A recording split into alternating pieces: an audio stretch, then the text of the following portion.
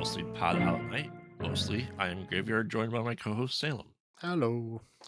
This is episode 41 of our weekly All Things Horror podcast. So go back to the cabin or stay at home in your apartment building. It doesn't matter, as you will be dead by dawn. Stay groovy as we dive into the 2013 Evil Dead, and spoilers ahead for Evil Dead Rise. At the time of recording, we just watched this. We got out of it about 12 hours ago. So yeah, we're just going ahead and finishing up the franchise of Evil Dead as we prepped for Evil Dead Rise. So like I said, 2013, Fede Alvarez and Lee Cronin's 2023 Evil Dead Rise. Yeah, and I think out of our rating systems, out of 10, we're doing Necronomicons because these movies introduce potentially books 2 and 3, or volume 2 and 3 of the Necronomicon Ex Mortis. Oh, they don't even call him Uh, that. They call him the Book of the Dead or whatever. It was like Correct. Monstro or something. Yes. Yes. And we'll get into kind of a little bit of those theories as we get into these.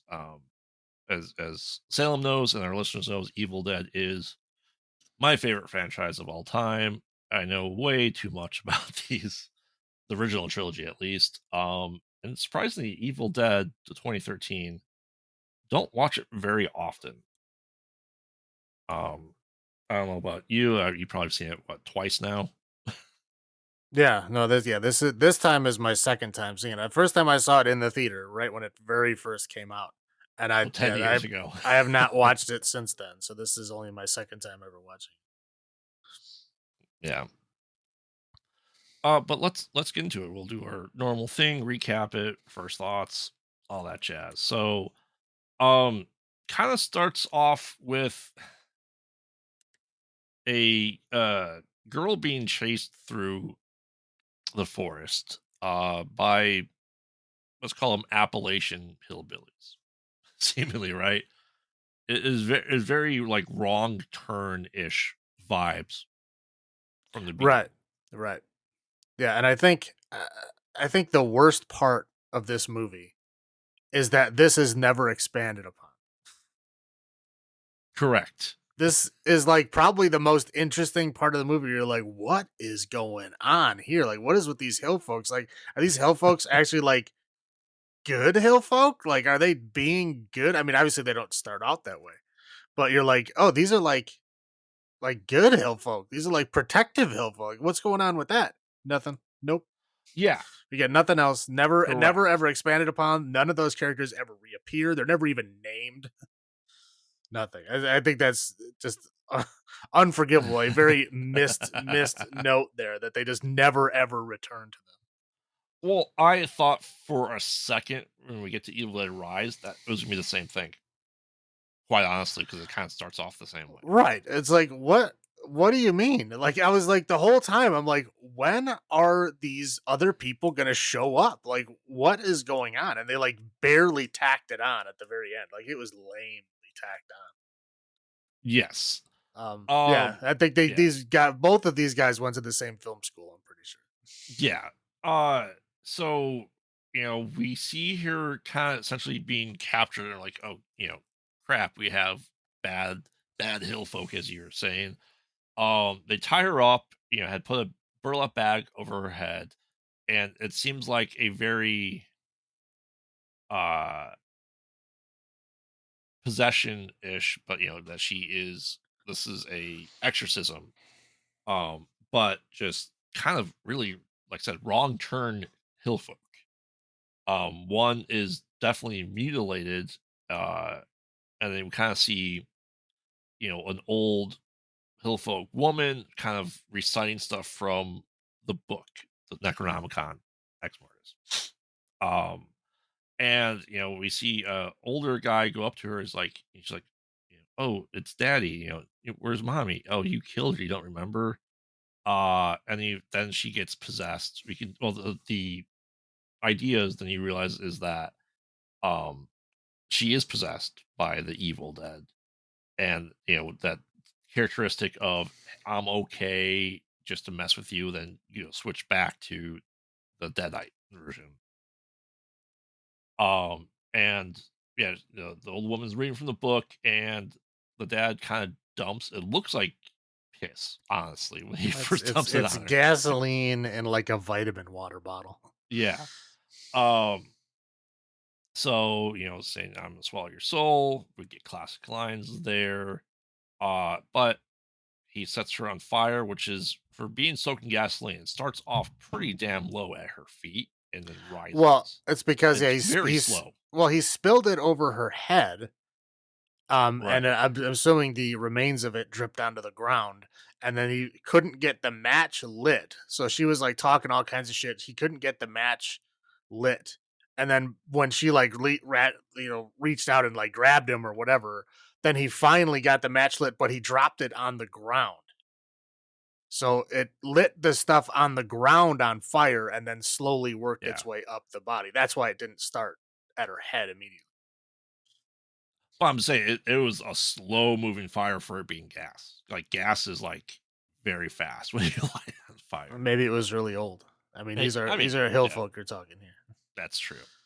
Um, but that's still she was still alive, and he essentially explodes her head with a Well, I shotgun. mean, with this shot, yeah, it was with a shotgun. Yes. Yeah. And then it's an indeterminate amount of time. I'm just watching, looking over the plot, and it's saying 3 years later. It doesn't Um, say when it is. It no. just, yeah, it just later. Yeah, it is. It's definitely later. So essentially, we see who at this point in time, David, which is uh, we assume that this is a remake and this would be the new Ash because he's wearing the blue denim jacket. And he meets his friend, who introduces his new girl to Natalie to this group, and we find out that they're 2 hours late, that they're pretty far away from wherever they're supposed to be. Quick Easter eggs is that we see his sister Mia, who's wearing um the Detroit University shirt, which is where all these people came from in the original Evil Dead. They came from Michigan University. So quick little Easter egg and nod there. We are also introduced to Eric, who is I've lack of a better word, Scotty, right? The plaid jacket, the kind of that guy, kind of an ass, Well, I let's mean, say. I would say like visually maybe Scotty, but definitely not in attitude. Correct. Correct. And then Olivia, who was introduced as to a nurse. The exposition's up like, oh, you're the doctor. No, I'm the RN. Okay, Yeah, it right, does. I mean, you're in the medical field. For someone that's never met you before, that's close enough. Get over yourself. right. And so they're there to find out that Mia's there, which is David's sister. That she is a heroin addict, and she's there to detox. Well, they don't specifically say what drug she's on, but I'm assuming Yeah, heroin. yeah.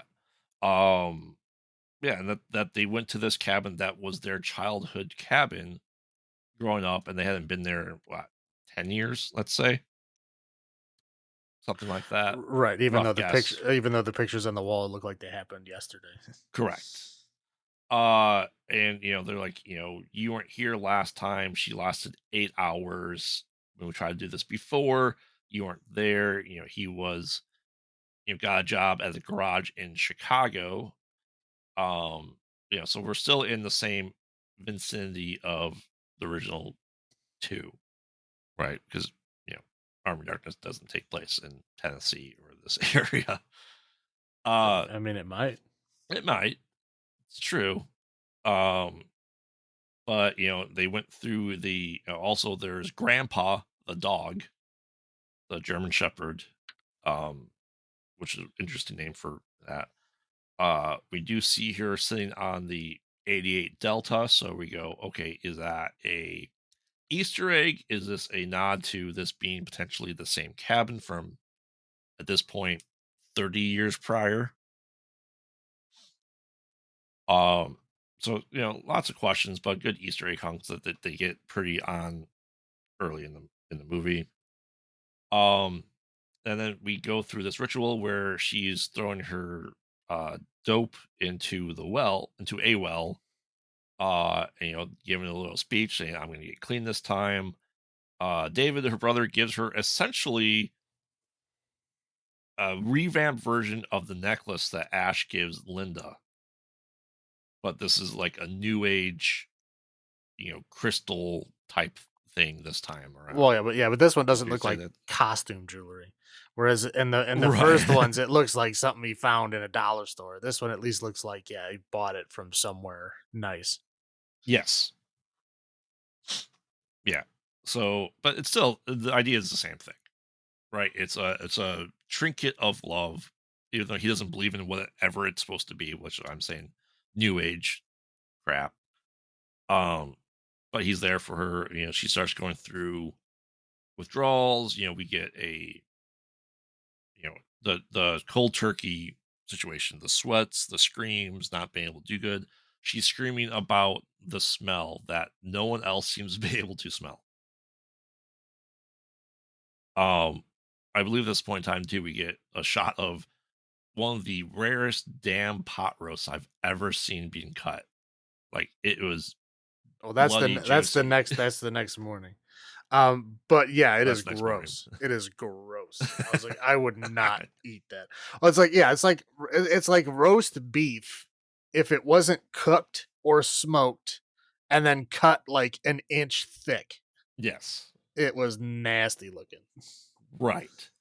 Uh so that's the next day. But anyway, so then they start realizing hey, she's right. There is a smell because the dog smells it too. And then we get the cellar shot. Stairs on a different side this time, but that's nitpicking. They go down there and there's like a trail of blood being dragged into the cellar door. And which I don't know because that there's no way that rug covered all of that blood. Because when they pull it back, it's like bigger. The blood stain goes past where the rug was, and I don't know Well, how anyone would ignore that smell. yeah. I mean, but the blood is like splotchy around the cellar door, right? So it looks like something was like Yeah. slopped up against it. Now, other than that, it just looks like streaks on the floor. And to be clear, the cabin when they got there had been previously broken into Yeah. and looked like a tornado hit it. It was like Yes. there was shit everywhere. So just streaks on the floor, I'm sure they probably wouldn't have really noticed. But yeah, with the splotches that were under the rug, yes, now there's it's an obvious thing. But it's like, yeah, they spent some time cleaning it up, but I'm sure they didn't clean up everything. Yeah. Um. But yeah, the cabin complete disarray, which could have been like, oh, is it in disarray from their last there? Because there's no way Evil Dead would have taken place between their last visit and here. But something clearly happened. Well, yeah, somebody kicked in the door, so Yeah. it wasn't them for sure. Right.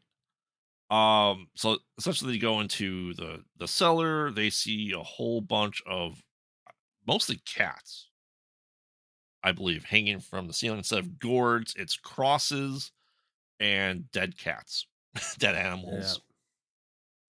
Um, so they're kind of going through there. They're like, okay, this is weird. And then they find, the old shotgun, double barrel shotgun. And they find wrapped in like a hefty bag and then covered with barbed wire book. And they go, you know what? That Eric goes, let's just take this upstairs. Right. Okay. Now, if you go into a room that has a Mhm. whole bunch of cats, like dead cats hanging from the ceiling that are tied up there with barbed wire, right? Yes. And then you see something in a garbage bag wrapped up with barbed wire. Why would you assume it's not a dead cat? Right. You know what I mean? Like, why would you decide to grab this one thing out of this room of all of these things? I mean, I understand it's plot device, but like they didn't even try. No. No. I think this was parodied pretty well in, Cabin in the Woods of them grabbing the same stupid thing. Right. Um talking about the steps being mushy because the first step is very mushy. I'm like, I don't know how anyone's stepping on that first step to that cellar because it is like wet and like Well, collapsing as yeah, it but to be was. fair, they didn't have any large people with them. They were all very little skinny people, so Yeah, that's true. Um, so they go up there. They're kind of fixing the cabin up. They just happen to bring some tools like a nail gun, um, and just trying to make it look good for mom, which we find out later is pointless because she's dead. So well, yeah, I but don't they're get like their reasoning for that's that. like a memorial thing. Yeah, It's like a memorial. Well, I mean, obviously the main reason that there is to like detox Mia, but yeah, like secondary thing is to like kind of like a sort of memorial for the mom or whatever, yeah, because the son was not there at the end of her life or whatever. yeah. And we'll just say this now that she had what Alzheimer's and or dementia and just went crazy as well. And seeing all the stuff is what caused Mia. I think the alluded to is that she started doing hardcore drugs because having to take care of her mom and seeing all that crap that she went through. Which, if that's the case, is pretty fair the way she talks Yeah, about no, it. yeah, she was in a very stressful environment, and yeah, and if she was all the wrong elements are around her, then yeah, it's a high possibility. Right. And like I said, the brother wasn't there, when the mom went and he regrets it, but he had, like I said, just started a new job and couldn't get the cash or whatever to go out there. Anyway, we start seeing, Mia going the cold turkey, the sweats even more. She's saying, I gotta leave, gotta get out of here. Um, she thinks that she sees a vision of herself kind of possessed, and she's like, hey, we gotta leave. And you know, Eric, the Scotty of this group, for lack of a better word, is opening up the book and sees it and starts going through the pages and even says, hey, don't read this in English, but clearly he understands all these old Kandarian languages, is able to start reading it. He sees a page torn out, uh, and does the old method of I'm gonna take this piece of paper, get some lead, and find out what words were taken out, and just happen to be vertical words. Happen to be vertical words, and then he just happened to read them out loud to himself. Yes, Like, I mean, who does that? Eric, clearly. I'm just saying, like, if you're reading a book, you don't read it out loud to yourself. I don't. Correct. Whatever. Also, important note, he does cut himself on the book and bleeds into it, which seems to be a trigger in this movie and the next. Bleeding onto the book wakens up the evil dead. Yeah. Well, Um, yeah. We don't see the book like drinking it this time though. correct. Anyway, so Mia, while this is going on, Mia was able to take the car keys and starts driving their car to escape. She swerves as she sees seemingly herself in the road. She crashes into like a big pond and it's raining heavily. She gets out of the car and essentially we have the tree scene, but not as rapey. She's still being choked. She's being tied up. Um, It's pretty rapey, dude. well, and then uh, let's call it talking about abominations come out the ground after five souls are taken. Pukes up, was it like a hairy vine, and then that does go completely inside Mia from Right. the bottom. So I'm saying this is the rapey Yeah, part. yeah. Um, so we're this very then big illusion once again that she is Cheryl. Because it's this almost the same thing happens. Um, but she kind of goes into a stupor, and eventually they get her inside, and uh, we know that she's probably possessed at this point in time. Um, and it's rained very heavily, so instead of a bridge being down, they show them crossing like a stream in their car, and it's kind of essentially washed out at this point in time because of all the rain. And so with all the heavy rain, the brother goes out and tries to find grandpa, and there's like a tunnel essentially from underneath a tree to going into the tool shed, work shed, and sees the dog has been beaten to death with a hammer. And we get a quick little flash of him seeing Mia killing grandpa with the hammer. Right, which He is comes back inside, where yeah, I don't know how he would have envisioned that. right, Whatever. again, I mean, yeah, he saw the bloody hammer, right? So, like, he knew that somebody essentially beat the dog to death, but his mind, like, he looks up, like, he's imagining what's happening, and he sees Mia smashing the dog, like, I don't know why his first thought would be like, "Oh, my sister killed the dog," like, why would your thought go straight to that? And then Correct. again, like, he goes to try to confront her, and then this plot point is immediately discarded. And Right, it because really she had upsets me. Like, I really like, they used this dog death for a plot point, and then they immediately discarded the plot point. Like, why? Why did you have to hurt the poor dog for a dumb-ass reason, and then immediately discard that reason? yeah, Like, you could have just as easily walked into the room to talk to her without, I mean, because obviously he has a reason to talk to her, right? She was assaulted yep, by a tree. So, like, of course there's a reason to talk. Why is there a dead dog involved? Like, I don't get it. I don't get that part. Like, they needed some kind of weird violent scene to just stick in there for a second. I don't know. I don't know what they were right. thinking or what was going on, but completely unnecessary. Yeah. Um, so he goes in there to confront her. Oh, she's taking a shower, but she's he's like, I gotta take her out of here. And they go, no, she's just hurt, hurt herself. And they were pulling like thorns that she got into a bramble, and that she's doing all the stuff to herself just to get out of this because she is a junkie and is doing anything she can to get out of there. Okay. Now, Um, here's another thing that bothers me, right? Their brother and sister. yep, She's in the shower and he's mhm, like, "Open the door." yes, What? Like, just wait till she's out of the shower, man. What, it's gonna take, like, what, 2 minutes? You yeah, can't wait 2 minutes? yes, Like, what, that's just unnecessary. And then he starts, like, and then she's not answering and he starts kicking down the door. I'm like, "Dude, she's in the shower." I mean, obviously yeah, for the point of this movie, yes, it was, I guess, required for him to go in there for to continue the plot, but unnecessary. Just who does that? yeah. Well, but we come to find out that she's not naked in the shower. She's just in the shower, fully clothed.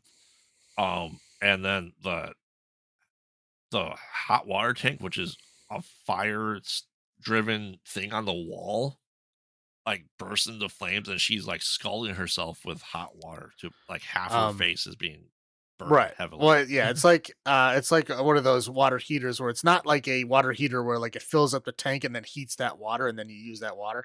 It's one of those ones that heats the water as it flows through. Yeah, so it's like a wood burning water heater.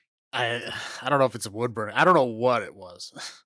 It There was fire. yeah, no, there I was mean, definitely fire. Yeah, no, I'm not disputing that thing. I don't know what design that thing had, but I'm pretty sure it was one of those smaller ones where it's supposed to heat it as it's going through, and then it somehow burst into like open flames.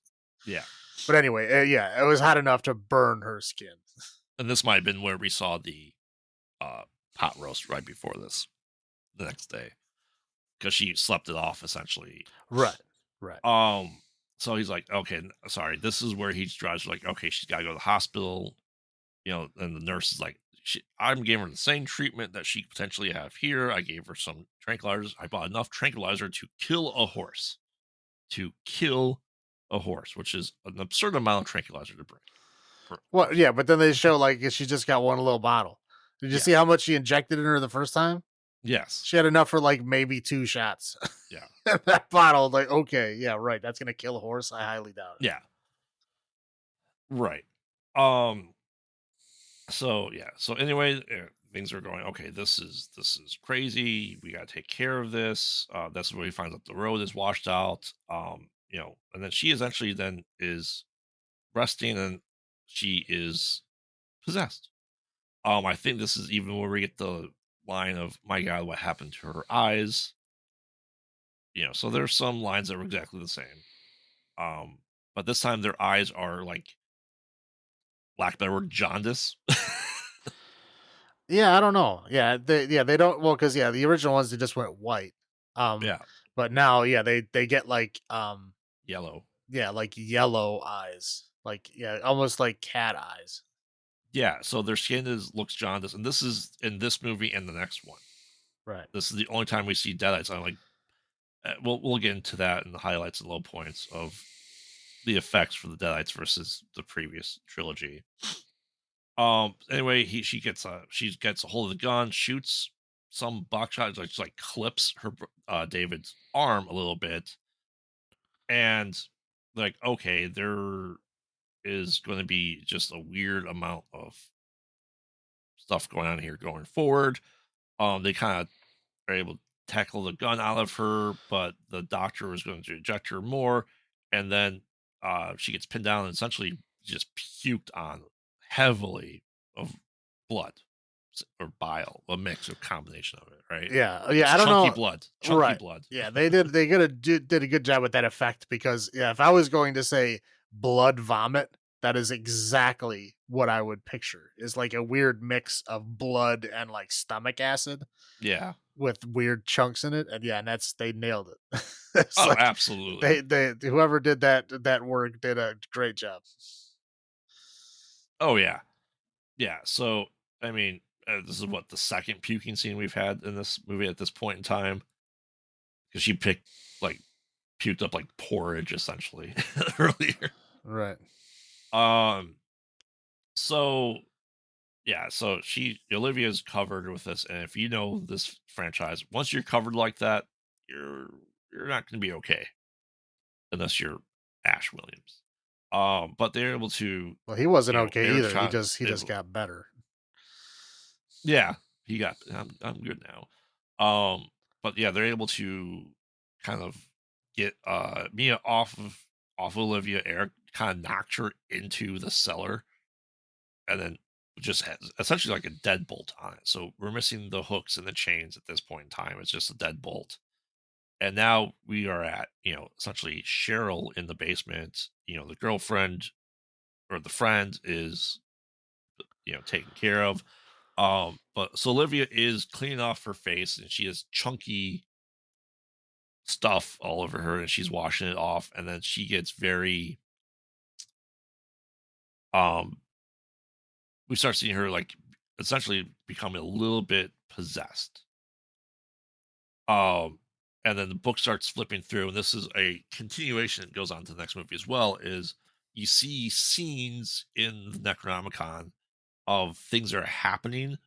So they showed uh, a person essentially cutting off their face with a sharp knife or something like that, and holding like the skin of their face in the book. And then we see like a deadite version of Livia in the mirror. She smashes the mirror or explodes. The mirror explodes, and then shards of glass are there. And we go, okay. So Eric goes, okay, Olivia's been gone a while. What's going on there? Opens up the bathroom door. The lights aren't really working because it's just heavily raining. And then he sees Olivia kind of starting to cut off her own face. Not well either. She's like gouge out like a side of her cheek. Um, yeah, I mean, great special effects here at this point in time. He gets stabbed in the shoulder with the shard of glass that she's using to cut her face, and then she gets out one of the needles and just stabs him in the face repeatedly with the needle. Surprisingly, not in the eye. Well, okay. Close. Yeah, try to, and then it eventually the needle breaks off right underneath his eye, like literally in the soft tissue underneath the eye. And they Yeah, show a scene of him pulling it out of there, which is not pleasant. correct. But at least it wasn't But he in the manages eye. to correct. Surprisingly, we like eye stuff in there. Um, but he's able to essentially kill her with like she breaks the bathroom sink and he bludgeons her to death with the porcelain sink. and that's pretty much it, right? I don't think she comes back, surprisingly. Her head's pretty much mush at this point. Yeah, well, yeah, honestly, she doesn't need to at this point. Right. Um, so yeah, so Eric got messed up pretty well, but still alive. He eventually is taken to the work shed to get patched up, and they pull out the glass and bleeding everywhere, but this little band-aid and duct tape is what's needed. And he starts telling David, like, hey, I read from this book, and all the stuff started happening, like, we gotta get me out of here. It's like, dude, she's not a junkie at this point in time going cold turkey. Like, there's something evil, something wrong with this. She's not human anymore. And while this is kind of going on here in the work shed, Natalie, David's girlfriend, is kind of lured back to the cellar because the whole "I'm okay now, come get me." She opens it up, and she goes to check on Mia, and she goes, "No, I'm fine now." And then she turns around, bites her in the hand, um, and uh, she stabs her briefly too, I think. But Natalie gets a box cutter and tries to stab her, and Mia takes it possessed again and proceeds to lick it, slicing her tongue kind of in two. I know this is the scene that the wife never liked watching. That was in the trailers that could not watch. She Well, kind of some goes, people pay good money for that stuff, man. I know, I know. Natalie tries to escape, and then that's when she's running and hits the board, trips a little bit. She claws her way out, but then she gets dragged into the cellar, and the cellar door closes. Um, yeah, and I think we're back to. Oh no, yeah, she essentially kisses Natalie after she wakes up and plunges her tongue into her mouth and spews blood into her. Um, but David comes back after being talked to, is able to get her out of there. She goes in the kitchen, and David and Eric are discussing the rules of the book. That there is once five souls are taken, the abomination shall rise out of the ground and come out of hell and all that stuff, right? As they're explaining to this, we get the classic possessed hand scene, but a little bit different. Not the black veins, but more of a ooze or rot taking over her arm. Yeah, Because her arm wasn't looking too good. no, because she like squeezes the bite mark and pulls out like teeth or black stuff. It looked like she was But pulling like leeches out or something, or something like worms. that, yeah, yeah. But the arm possession and she's very cool effects. It's not just the hand; it goes what 3/4 of her arm, or just past the elbow, essentially. Yeah, And then she does probably one of the most ridiculous things in this entire movie is that she uses the uh, electric cutter, electric knife, to cut off her arm at that point. And yeah. there's no way. I So would it's like to see anybody use an electric carving knife to carve through a bone. yeah, the bone part not happening. That's what I'm like. Okay, the flesh, sure, it'll hurt like hell, but yeah, you could do it. Bone, no, those things are not strong enough to go through bone. Correct. Well, I mean, it wasn't completely off either. She like pulls the rest of it off, so it should be like a Oh bone yeah, sticking yeah, out but that. you ain't pulling the flesh off a bone. That's Right. not happening. Yeah. But anyway, that's happening. And Eric's telling David, hey, Mia needs to be purified and either do by a live burial, dismemberment, or being burnt alive. Now, one of those three, you don't necessarily have to die. Two of those three, you're going to die. Right? Right. This is essentially to save her soul from being in hell. They're like, no, we're not gonna do this. We just gotta get out of there. And then all of a sudden you hear the nail gun being used, and Natalie has now shot herself in a few times in the face with nail gun. Um, Poor Eric gets freaking shot a hell of a lot with the nail gun. David gets in the leg. which, as we all know, nail guns can shoot out that fast and hard without the trigger being the safety mechanism being held Well, you down, can right? you can bypass the safety. Like I said, in this movie, there would have been no reason for them to do so, but technically, you can. But Correct. yeah, the thing shooting that far with that penetrating power, yeah, that's ridiculous. Correct. But then she gets what, a pry bar essentially, and starts beating the crap out of both of them. Right. She hits Eric in the head, cuts his hand essentially in half with it. It looks like, and like, okay, this dude is like, Scotty was heavily damaged like this too. That's why I was going to say this comparison to Scotty, but somehow still kind of alive. She's like gonna go now he's gonna go finish him off, and then David gets the shotgun and blows her arm off. So now she is armless. Kind of collapses to the ground, turns back to the human, and bleeds out and dies. Yep. Right. Um. So yeah. So David's like, okay, I need to burn this mofo down.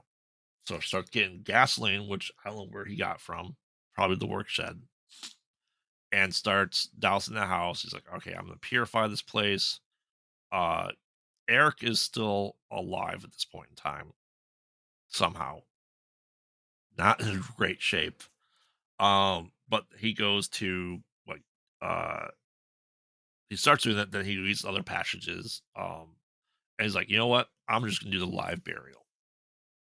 So he kind of does the quick montage of things. He like get needles, hooking up a car battery, starts pre-digging the hole, which is smart, and he's gonna go get Mia from the basement to bury her alive.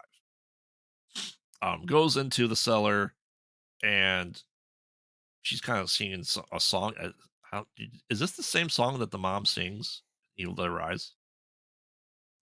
I don't Very, very close. I don't think so. I mean, they're both like lullabies. They're both brought up as the song their mom sang to them when they were little. Right, and it's not. Again, Yeah, it's like the uh, Mockingjay song that Henrietta sang to. Yeah, they're similar. They're all in a similar vein. I don't think it's the exact same song. okay, it's very close though.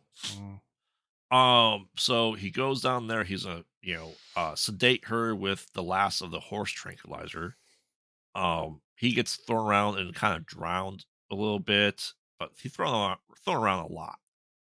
Well, Uh, yeah, this is the bookcase scene. He gets it thrown is the into bookcase scene. a Yeah, whole bunch of things against the wall that break as he hits them. yeah. Eric comes back, is able to tranquilize her, but he gets finally like stabbed to death. And he just kind of dies. He gets put into the water.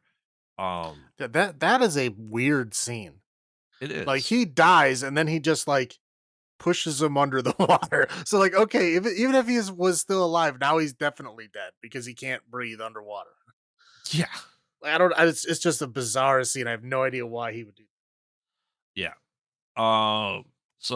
So then David goes and buries her, puts a dress on her, puts her head in a bag Okay, to like I stop the said, dirt. I think there's some kind of weird relationship going on here, like with his sister. Like I don't know. There's enough weird things here that I don't think they have a normal brother sister Well, relationship. and she says, while possessed, I'll suck your dick.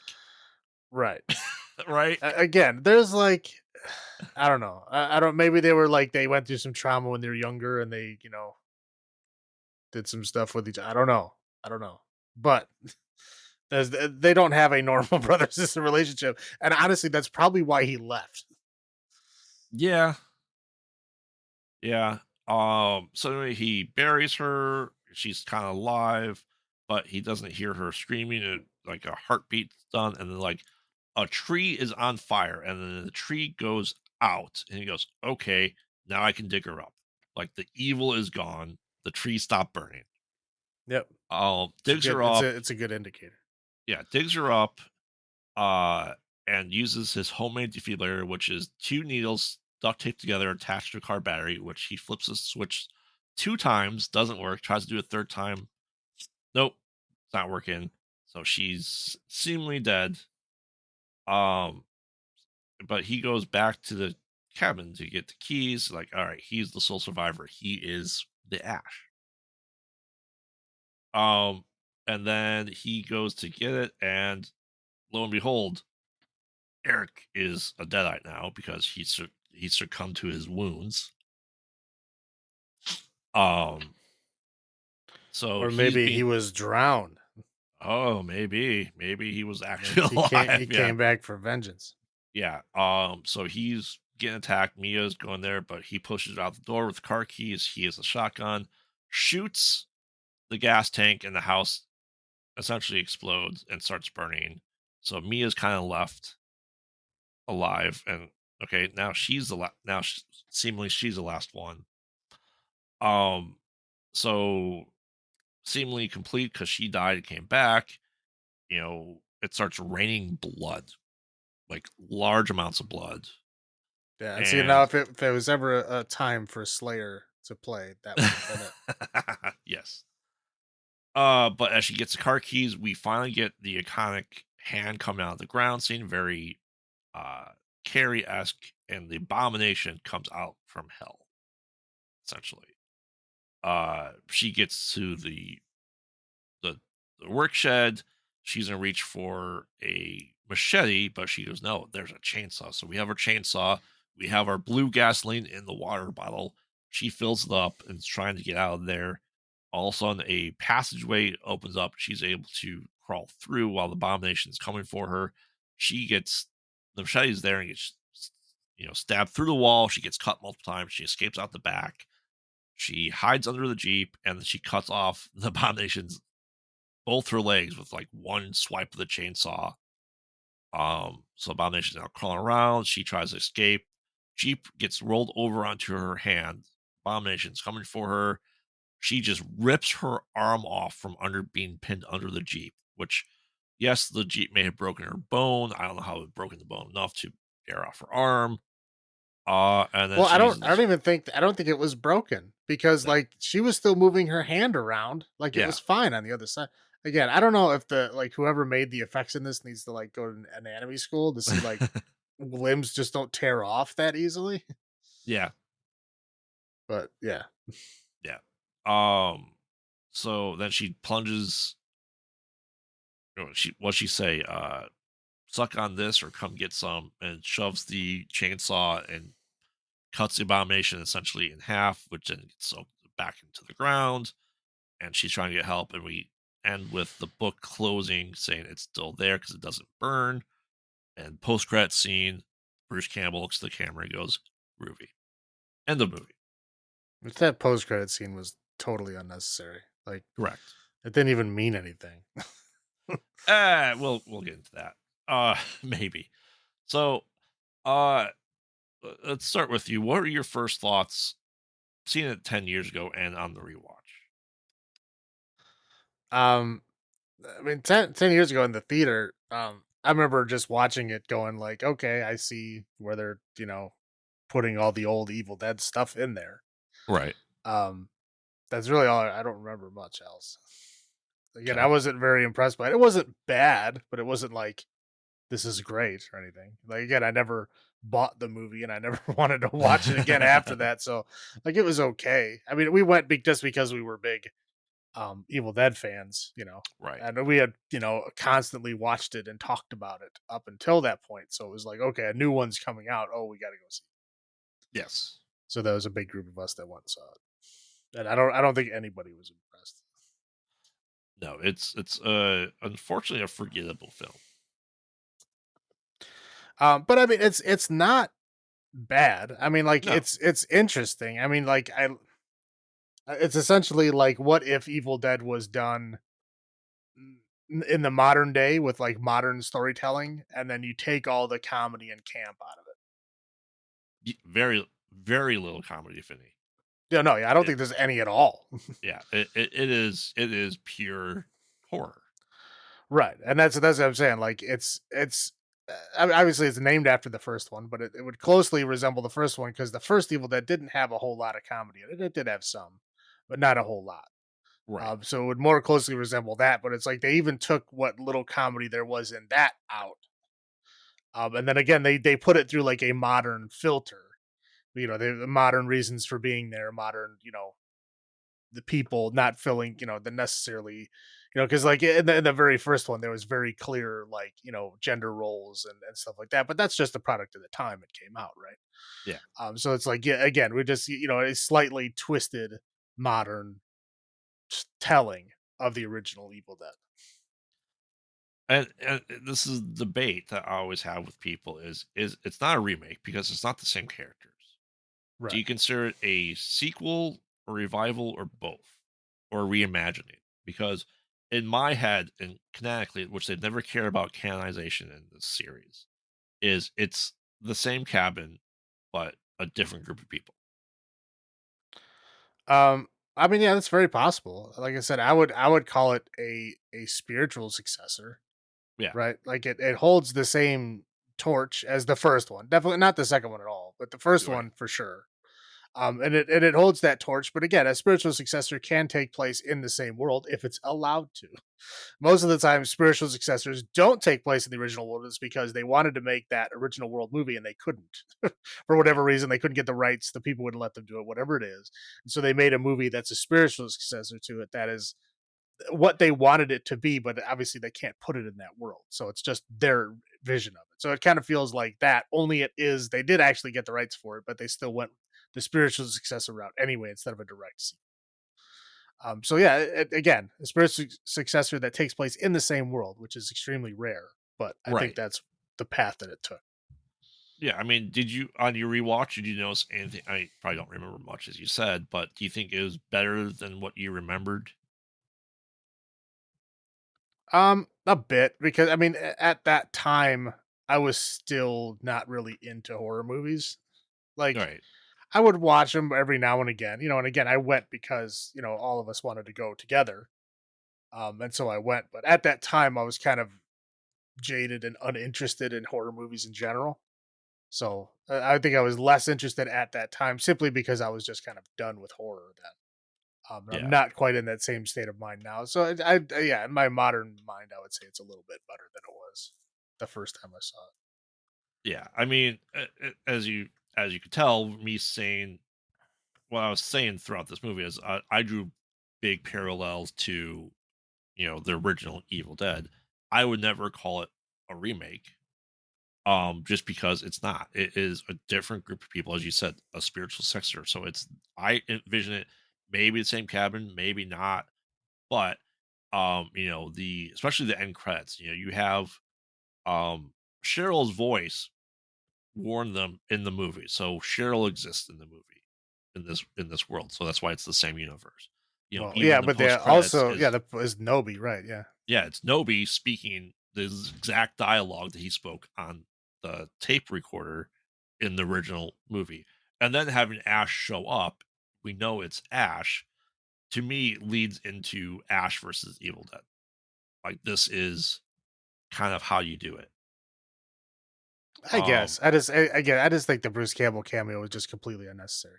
Again, there's no reason he didn't like he wasn't even wearing the outfit. It was just a headshot.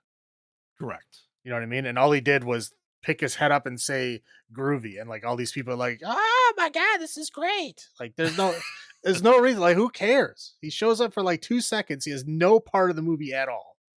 Like Yeah, it would have been more fun to put him in as like a cameo role or something, like a gas station attendant when they're on their way to the cabin or something. Like something like that that. would have Yeah. been far more interesting and more of a wink to the audience than like a post credit sequence where he just groovy. Like, wow, that's completely unnecessary and useless, and just total fan service. Yes. I mean, I liked it, but yeah. Well, I know because But you're a little fangirl for this franchise. I know. But in my head, that just helps cement it being that universe. And saying that Ash does exist. There were plans of sequels to this. There were plans of a crossover with him coming back that fell through, and then we got Ash versus Evil Dead instead. Now, we're not saying that he can't come back. I know he's retired from live action, as of last year, but he still may come back in some capacity, in some way, shape, or form.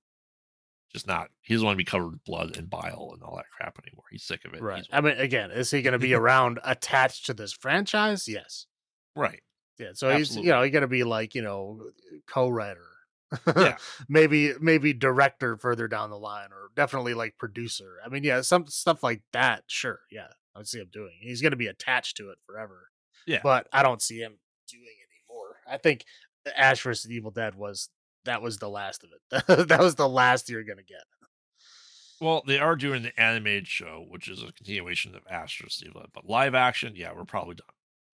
Video games and animation, he's going to continue to do voice work for it, so it'll continue that way with him at least. Um, let's get into highlights of this, right? For highlights for me is this is back to the purest form of Evil Dead.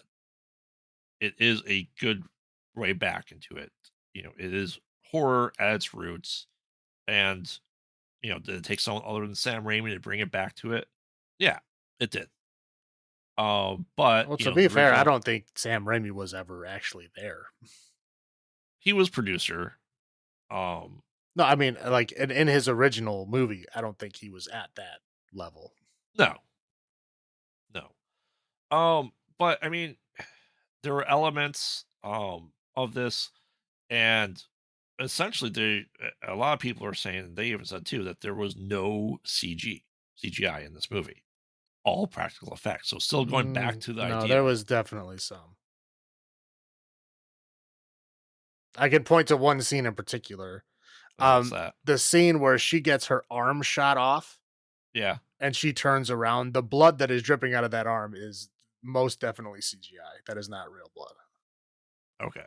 I can guarantee it. Are most of the effects practical? I'm sure, but I'm sure that even when they do that nowadays, they still go in and do post CGI stuff to make it look better. And I'm Right. not saying there's anything wrong with that. I'm just saying it's not solely practical. Right. But I mean, that's still a highlight, though, is the return to form of horror and not heavily utilizing CGI.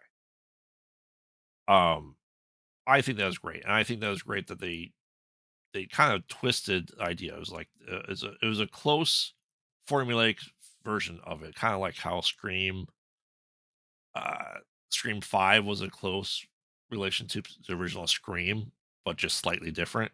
Hmm. That's sort of reimagining, but not the same characters, same universe, all that jazz. Like I said, it's been always pretty forgettable as far as a movie for me because it doesn't have the same feel as Evil Dead. So that's why I view it kind of differently. But as far as a modern horror movie, I think it's great. What about you? That's fair. Like I said, I was saying before, like this is Evil Dead through a modern horror lens. That's Yeah, exactly what it is. But that's what I like about it. It's gritty. It's dark. It doesn't have that goofy, campy aspect right. that the original one had. Yeah, and it's like I said, it's just a distilled, purer form of just standard modern horror using the idea of the original Evil Dead is more or less what I think it is. Yeah, yeah. But yeah, Like I said, the characters though were pretty forgettable, unfortunately, yeah, that's true. and that's really a shame. Yeah. You know, I thought this did well enough that I was excited just because at this point in time I go, okay, Evil Dead, as far as we know it, is done. Yes, the comics were still coming out, but to have this, like, and I was okay with it when it came out, of going, okay, this universe exists. Let's tell other stories in it, and I was okay with that. I'm like, okay, if this is how we're gonna go going forward, let's do it. You know? Yeah. Well, again, like, our group of friends, we liked Evil Dead a lot. I mean, well, we were Oh yeah, big fans, and there was constant rumors that they were making another one. Oh, they're going to make another one. Oh, they're going to make a sequel. Oh, they're remaking it. Like all this stuff. It was constant, and they always fell through. yes, Because, well, again, this was, well, when we first started looking, it was like early internet, which is yeah, extremely unreliable. Not that the internet's reliable now, but it was even more unreliable back then. right, So yeah, we're constant rumors, constant stuff going on, and so it was like when it finally got to the point where one was going to be in the theater, we were just very surprised that it ever got that far. So we all decided to like go and see it. Yeah. Like I said, though, for the wife, she saw the trailer. She, okay, this is too much body horror, realistic body horror. Let's put it that way. She has major issues with that, especially the tongue cutting scene. But as we watched it, she's like, okay, this wasn't as bad as I thought it was going to be. I go, no, it's not like Hostile level. It's not, No. Cabin Fever level. It's Evil Dead level. Right. Was there body horror in Evil Dead? Absolutely. Well, I would say this is a little darker Yeah, and more in depth than the original Evil Dead was. Like I said, like the original Evil Dead, they were wearing like Mickey Mouse gloves that were painted and stuff. Like it was not scary effects at all. This one is definitely there is. yeah. But let's roll into your low points. I'm sure you have a Um couple yeah, besides Grandpa. one I already mentioned. I'm gonna mention it again because it really bothers me is like poor grandpa. Yep. Like he was just running around, just happy dog, right? And then just we need a plot point, let's kill the dog, right? Mhm. Kill the dog. He's like embracing the poor dead dog. And then again, we see like, he had a vision of his sister killing the dog with the hammer, which is again not true, right? He's not psychic, Right. so he doesn't know that, and he goes in, and again, that whole scene could have just been, oh, she's been in the shower for a long time. We should go check on her, right? Literally, that could have been the plot point, and no one would have been any seen any difference in there. But no, instead, you got to kill the poor dog and then walk in and then make this plot point that immediately discards the death of the dog.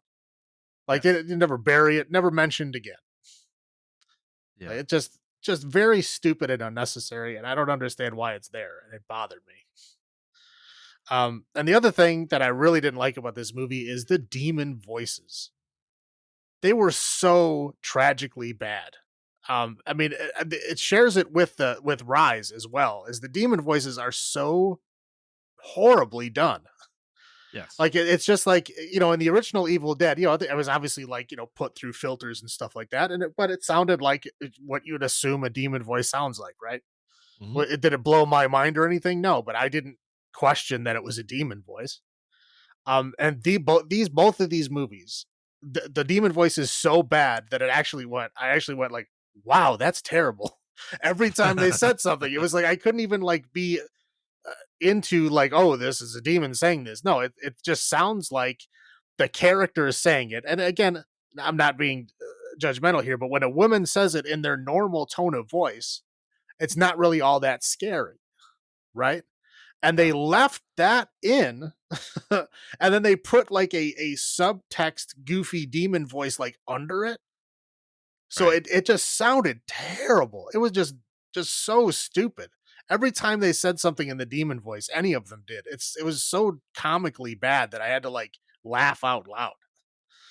I was like, how do you go this far on the effects? They said they did a good job on the effects, but then totally miss on this demon voice thing, which is supposed to be one of the scarier things in the movie. And it's like it's just so comically bad that it makes you laugh every time they say something. So there's no like intentional camp in this movie, but that voice was the only thing that made me laugh this whole time. I mean, and to your point, at this point in time, 2030, we have had 40 years of demonic voices. Let's say, starting with The Exorcist, and Right. the demonic voice was so much better in Exorcist 40 years previously, 30 years previously for Evil Dead, and Right. Like I've heard a lot of demon voices, right? Because I've watched a yeah, lot of movies with demon voices in them. And again, sometimes I've been like, oh, that sounds really good. Or sometimes I'm like, whatever, that's passable. Not once have I been like, this is horrible. And this is the first movie that really makes me think, wow, that was just so bad. Like, who is your sound guy? You should be fired. And yeah, we'll get into that in the next one. yeah, But I will say the demon voices bothered me in that one as well. They were very, very not well done. Well, I would say some characters are done better than others, but some of the characters, their demon voices were so stupid that I just really wanted to, like, throw tomatoes at the screen. Like, it was like, just stop. It seemed dubbed. Yeah, it was bad. Yeah. But we'll get into that in a minute. But yeah, those are my low points. Yeah, obviously for me, dog deaths, low points, absolutely. And to your point, anyone other than her brother could have gone to the shower, check out to the bathroom, check on her. Right. Just that the whole that whole event scene of series of events was just unnecessary. Yeah. Um, Eric was a horrible character all around. Like you didn't feel bad that he was getting like torn up at all. No, yeah, he was like the annoying friend. Right. He felt like the guy that nobody likes, but he was useful in some way, so they brought him with. Because like I don't Right. think anybody like interacts with him in a pleasant way in that whole movie. Not at all. Like Not everybody, at like all. even when he's talking to the brother in the beginning, he's like abrasive and shitty. Like, yeah, he's just not nice to anybody. So yeah, it's like yeah, there's you can't have empathy for him because he's never shown as being good. Like again, you're supposed to use one of the tropes, man. If you want this guy to be a good guy, you got to show him petting the dog. Right. Okay, the dog has to come up and like him, and then he pets the dog, and then we know he's a good guy. Even if he's annoying and you don't like the way he talks to other people, you know he's good because he pet the dog. There's not even that. We get nothing. He's just No, annoying. he's annoying. He reads from the book, causes all of this, and Mhm. it's just the worst. Yeah. Yep. Um, and you know, yes, were the effects in Evil Dead 1 and 2 for demons, as we, talk about makeup, stuff like that, were they not always good? No. Were the demon effects in this any better? I don't think so. Like I said, they're jaundice. That's their possession, essentially. Yellow eyes and yellowish skin. Yeah, That's it. they get pale and they look like a zombie kind of. And it's very it's closer to Reagan and Exorcist possession than it is Evil Dead possession. Evil Dead had its own unique look to it, and uh, I felt like if you're going to do a possession, make it closer to the original as opposed to like a modern day. Because changing the eye colors doesn't. It's that's like the now sign for possession in Well, past yeah, what well, 15 years, 20 years of horror movies. well, exactly. But this was one of the founding ones of that, like I know, solidifying that this is what happens when you get possessed. But yeah, again, this was just the time period that this came out. That was how you signified that they are, a zombie or two undead or three, uh, yeah, sick or diseased in some way. Like any way to show or any kind of thing bad happened to them. It was like they always looked the same way. They would always have either yellow or black eyes and then the pale skin and then like kind of sort of not necessarily rotting but looking like a zombie. That's and like the universal something's wrong with this person. right, and to me, that's where it fell flat, is that it went the generic route versus its own unique route, or even the original Evil Dead route. I think it would have been better if they went down that path instead of the path they did for the Deadites at this point Yeah, I in mean time. that's fair. I mean, yeah, I mean Because I didn't really feel yeah, one way or the other about it, but yeah, it's fair. well, I mean, their eyes changed, they're the milky, opaque crap in the original trilogy, and said you still have these lines in this both these movies is my god, what happened to her eyes to show that there's eyes changes, but other than that, to not tell much of a difference is not I don't think good. No, That it's not such a dramatic switch between the human form and the Deadite form, is what I'm right. saying. Yeah, yeah. It's like you sometimes you don't know if it's on or off. That's Right. fair. That's fair. And that like Evil Dead, it's very clear that Yeah, it's one or the other. right. So like I said, of we're doing number of Necronomicons out of 10 because as far as we're concerned, this now 5 movies is there's 3 books. 3 volumes, and we'll get more into that in the next movie. But I'll go for it. Like I said, this is I don't know how many times I've watched this now, maybe 4, as opposed to the originals, which is saying something for me for being such a fanboy of Evil Dead, for me not to continuously watch this movie as well. Like I said, it's not a bad movie, but it's not a great movie. And to me, it's not anywhere. it's not gonna be the full 10. Um, but I'm probably going 7.5 Necronomicons out of 10 for this one. It's rewatchable, but it's not on my watch list of rewatches, if that makes sense. Mhm. What about you? How many Necronomicons out of 10 do you give this? Um, I'm gonna go with 5.5 Necronomicons out of 10. I 5.5? feel like it's just a very, very average horror movie. You take Yeah. the Evil Dead away from it, and it would be a very, very forgettable movie. Like a Yes. movie that nobody would really care to rewatch. And just because it's got the Evil Dead name on it is really the only thing that makes you want to watch it again. Yeah. So yeah, to me, yeah, I really don't. Again, 10 years ago, I watched this movie, and I've had zero desire to rewatch it since then. I rewatched it again, obviously for this, but yeah. So it would take a lot for me to want to rewatch it again later. Like I said, which is a shame. Yeah, I mean, like I said, it's not necessarily a bad movie. It's not great, but again, you take away that Evil Dead name. Like if it was just another horror movie made without that Evil Dead franchise behind it, Mhm. I don't think it would have done nearly as well as it did. Goodness, no. Completely agree with that. All right, then, Mr. Salem, why don't you go ahead and bring us into Evil Dead Rise? And this is everyone's spoiler alert. So if you haven't seen this yet, and time this podcast comes out, it'll have been out for what, 5 days. So make sure to watch it before continuing on this podcast. This will be major spoilers ahead for Evil Dead Rise. Yes. Uh, okay, so the movie opens up with what appears to be like the typical demon like rushing through the forest kind of shot, Yes. and then zooming over a lake and then zooming up to a girl sitting and reading on a boat dock, and then we realize it's just a drone, and it was like some dude is like laughing because he scared her, and then she's all like, "Oh, it's a good thing that thing didn't come close to me. It would have chopped me up with its blades." I don't know, I don't know what drones you've seen lately, but drones don't chop people up. Like those things are made out of plastic. If they touch you, they'll shatter. Yeah. Anyway, so she's all upset about that. So she goes inside to check on her friend who is apparently not feeling well. And she's like just kind of laying there, like at the boyfriend mentioned that he gave her a Klonopin to knock her out, right? And she's just kind of laying there, and Which I have a problem with because I take Klonopin and it doesn't knock me out. right. I've talked to people on Klonopin, and they've been totally conscious. I know it's an anti-anxiety thing. I just I don't think it's a go to sleep thing, but No. whatever. So yeah, so she goes in there to read her book, to keep an eye on her friend. And she's like making fun of the boyfriend, and she's kind of sort of giggling, like half asleep. And then she's reading her book, and then all of a sudden, um, her friend sits up with her back to us. And then she starts like reading the stuff that's on the page, um, which is kind of like what happened in is that Evil Dead 1?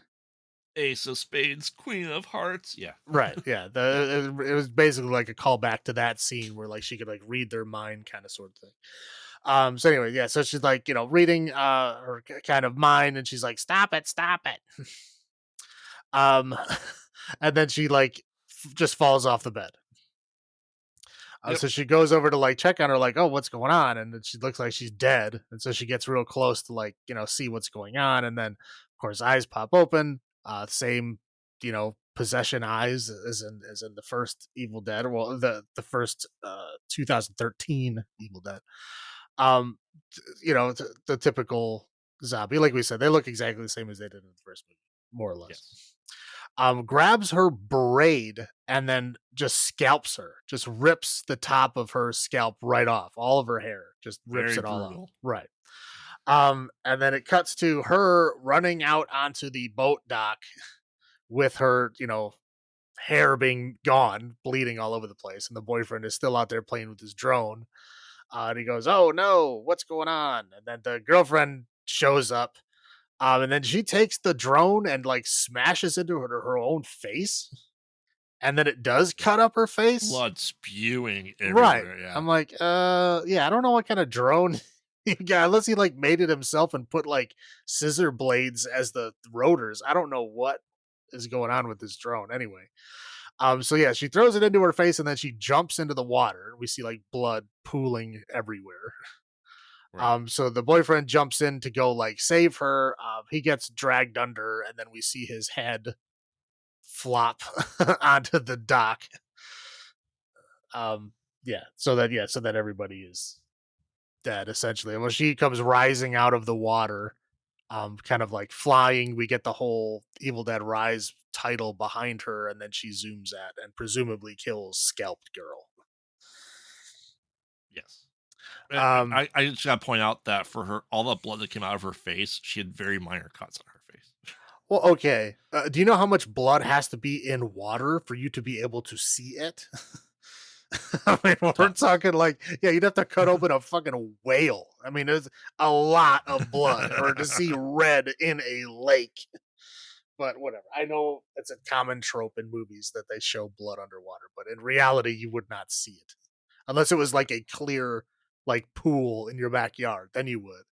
But if you're in a natural lake, you would not see blood in it.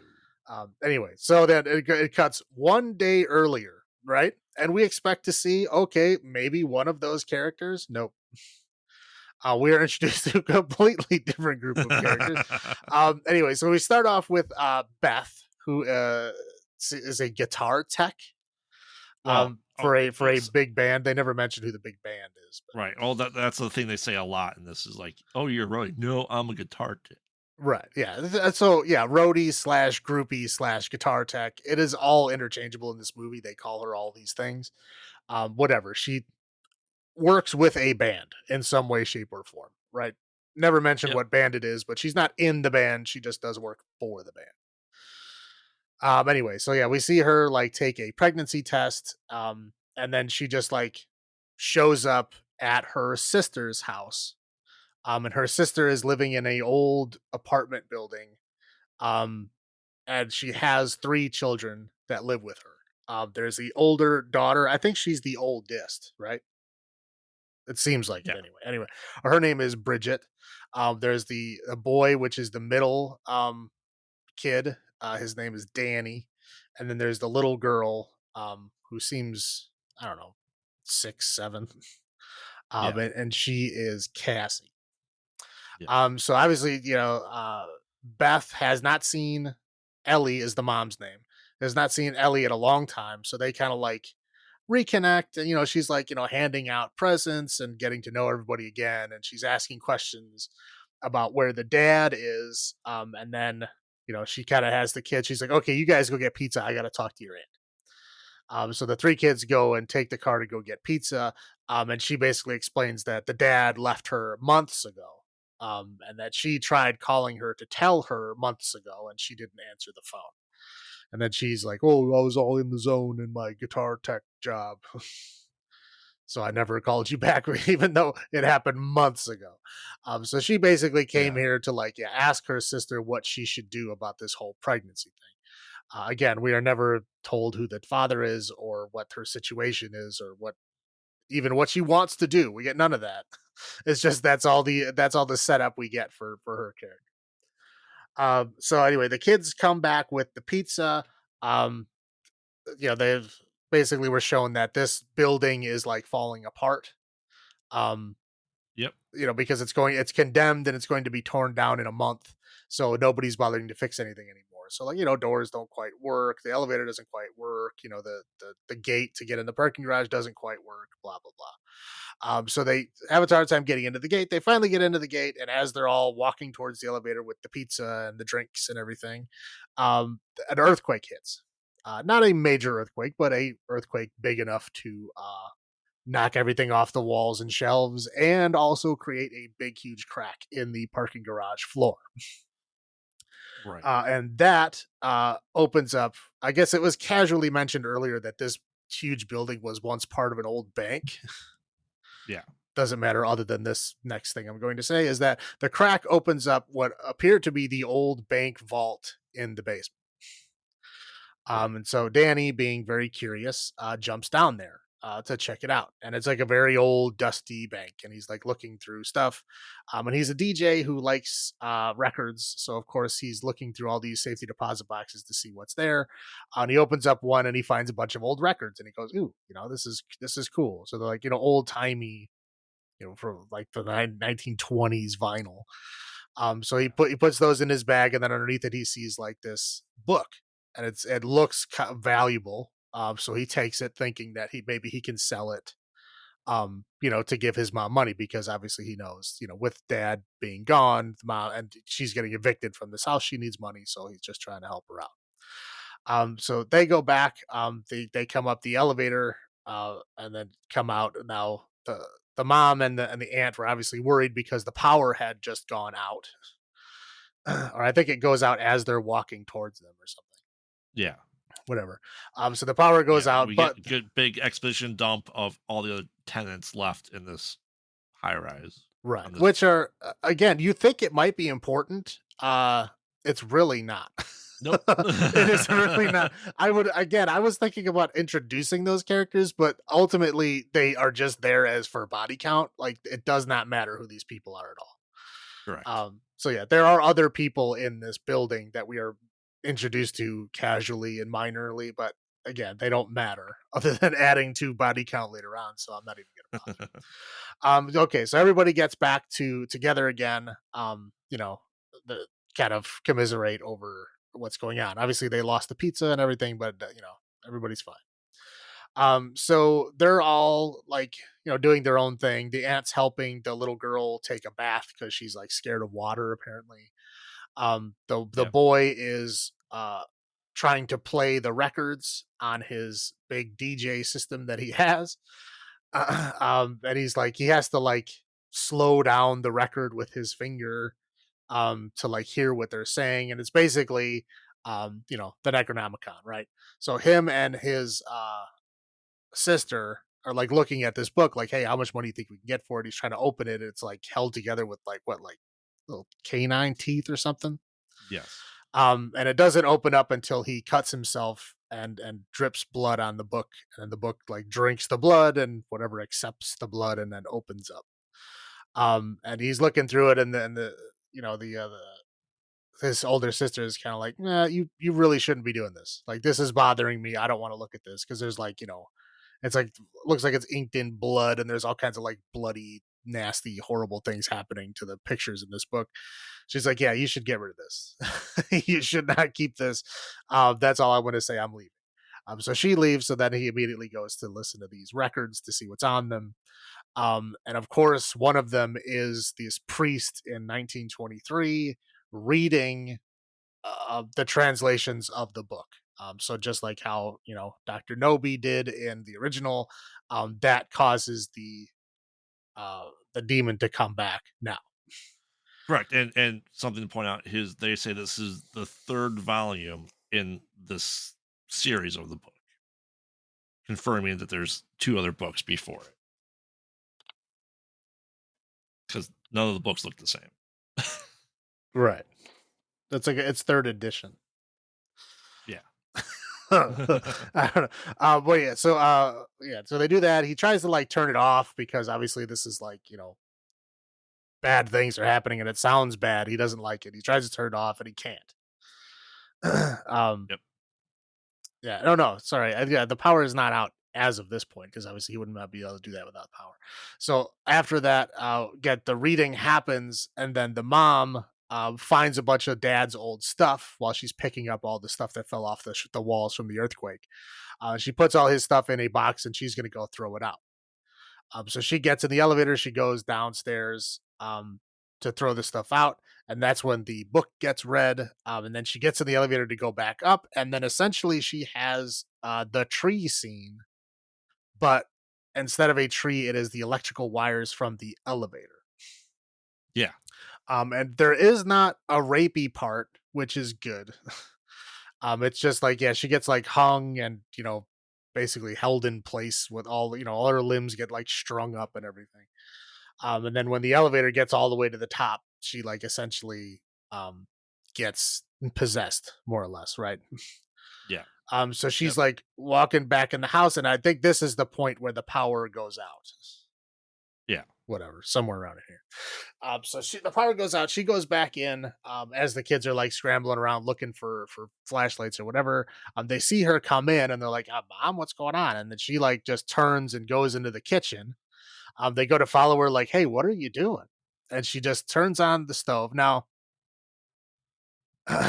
here is a huge problem that I had with this movie. Mhm. Whoever wrote these scenes, because this stove is used at least 3 times. Yes. Um, if you have a stove that has an electric ignition and the power is out, you can't light your stove Correct. with using the electric ignition. You can light it using a lighter or a match or something. Sure, the gas still flows, but the clicking Yeah. sound that you hear when it ignites is electric. Now that sound goes click, click, click, click, click, and it lights the stove. And it does this 3 times during the course of this movie, and the power is out that entire time. Yep. Okay, so someone who did this or wrote this or filmed it did not understand how stoves work and that an electric stove actually needs power to function. There are stoves that don't require an electric ignition. They have like pilot lights. And they could have used that stove in this building considering it's a very old building and no one would have questioned that at all. But no, they had to put in the clicky stove to deliberately make themselves look like they don't know what they're doing. And it bothered this shit out of me because again, it happened 3 different times during this movie where they go to click, click, click to turn on the stove when the power is clearly out. And they had candles everywhere. They could have just lit it with the candle, lit it with a mat, anything, and it wouldn't have mattered. But no, they had to take the stupid route. Anyway, so she lights the stove and she puts a pan on the stove and she starts throwing eggs in the pan. And we're talking eggs or shells and all. And we're talking eggs that are kept outside of a fridge, by the way. Right. Which I mean, I guess you can, but you'd have to use them pretty fast. And there was a lot of eggs there. There's only her and 3 children, so I don't know. Yeah, those are probably bad eggs. But anyway, so she's throwing them all in this pan, shells and all, and she's like trying to scramble the eggs, but it appears like blood is dripping into the eggs. Not Well, that anyone would eat there's it with the also shells eggs. anyway. There's also blood in the eggs as well. She drops them. There's blood. So I think clearly, it, I think these. it was just blood from her face. I think it was like she was throwing the eggs in the pan and blood from her own face was Oh, 'cause mixing in it. I thought she dropped one on the ground and blood came out of their shell too. I just assumed the Well, eggs she were did bad. drop one on the ground. At I don't this think there point, was. I don't think there was blood in that one. But whatever. okay. Whatever. Yeah. So yeah. So she turns to look at them, and yeah, she's like all messed up. It looks like somebody beat the crap out of her. She's got blood all over her face and stuff. And they're like, "Oh, we don't know what's wrong. What's going on?" So they like basically have to like. Guess she collapses after like vomiting up what like a gallon of milk. Yeah. I mean, it's a lot. It's gross. That is everywhere, and it's immediately cleaned up because I don't know where it goes because it's not there throughout the rest of this movie. They don't show anyone cleaning it up, but it goes away immediately. Maybe it just quickly absorbed into the ground. Yep. So yeah, they essentially lay her down in bed, and she just like dies. Yep. She's done. Yeah, and so they're like, "Oh no, what happened?" And we're talking like fly crawling around on her eye, like dead, like very dead. So the aunt Beth is all upset about the death. She's like crying, like, "What do I do? Like, what am I supposed to do now?" And then she like gets back up, and she's like, "Oh my god, it's a miracle! You're alive!" And then she like goes crazy, and she starts using her horrible demon voice and screaming, and they're all fighting, and they essentially what they do is they lock her outside, like in the hallway. Not before she attacks her daughter, Bridget, with her. I guess she was a tattoo artist. Was her job anyway? Yeah. It doesn't matter. But yeah, she attacks her daughter with a tattoo gun in her cheek, and then kind of what does she do? Like licks it, right? Yeah, Yeah. she licks it, which is we all know in the Evil Dead world, if you get a wound and a demon licks it, you are now infected with demon germs. Get demon Yep. cooties. Demon cuties. Yeah. So, but after that happens, they fight her off. They get her in the hallway. And they, lock the door. They put some kind of goofy, weird chain on the door. I don't know what that was all about. But then they also move a big cabinet and they basically Well, hold the door the closed. reason I think the chain is there is to be reminiscent because the hallways act as the cellar, so they have that cellar chain on the door. Okay, yeah, That's how I view it. that's fair. I just noticed that I'm like, that's like a heavy chain. Like, why is that with a padlock on it? Why is it just sitting there? Anyway, Yes. but yeah, I guess it would make sense if that's what they're going for. Anyway, so they're watching her out in the hallway, and this is where I said, if I had introduced those other characters, you may have cared what's going on, but essentially, she just kills everyone else in the entire building in the hallway. That's it. Including a kid. Yeah, yeah. There's a kid. Well, there were two kids. I mean, the one kid was an older. He was like a teenage kid, but then one kid was like younger. Yeah, like literally rips the arms off the kid and throws him against the She wall. okay. Go ahead.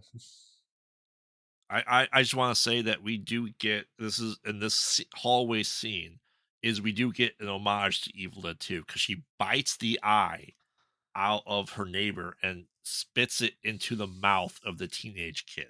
So the whole eyeball thing and Bobby Joe eating eye is very prevalent here in this hallway scene. Well, Bobby Joe, they just showed the eye going in her mouth, Yeah, but in right. this one, they don't even show the But this eye. kid, They just show it like him choking on something after the eye gets spat at him. So like we know it's the eye, but we don't see it.